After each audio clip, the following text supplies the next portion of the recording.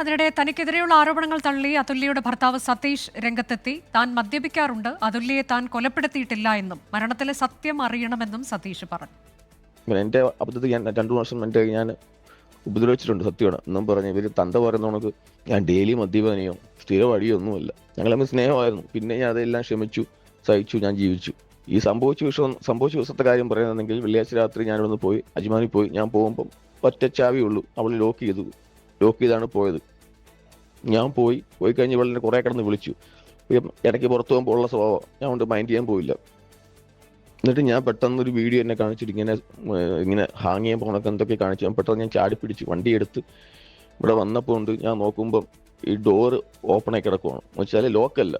ഞാൻ അകത്ത് വന്നപ്പോൾ ഉണ്ട് കാണുന്നതെന്ന് വെച്ചാൽ ഇവള് ഫാനിൽ ഇങ്ങനെ ഹാങ് ചെയ്തിട്ട്, പക്ഷെ ഇവിടെ കാൽ രണ്ടും താഴെ മുട്ടി ഇങ്ങനെ മടങ്ങി നിൽക്കുവോ. വെച്ചാൽ ചവിട്ടാവുന്ന അത്രേ ഉള്ളൂ. ആ ഹൈറ്റിൽ അവർ ചെയ്തേ ഉള്ളൂ.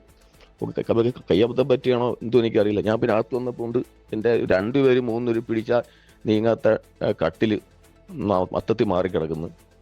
ഫ്രിഡ്ജിന്റെ മുകളിൽ ഒരു കറുത്ത ഇതിലുള്ള മാസ്ക് ഒരു 6-7 പീസ് ഞാൻ യൂസ് ചെയ്യാറില്ല, ഞാൻ അവിടെ കൊണ്ടുവരാറുമില്ല. അതുല്ല യൂസ് ചെയ്യാറില്ല, ഞാൻ പോയപ്പോഴും അതില്ലായിരുന്നു. പിന്നെ ഒരു വലിയൊരു നൈഫ് ഈ കട്ടിലോട് ചേർന്നിട്ട് എൻ്റെ ടേബിളിൽ ഇരിക്കുന്നു. മൊത്തത്തിൽ നെഗറ്റീവ്.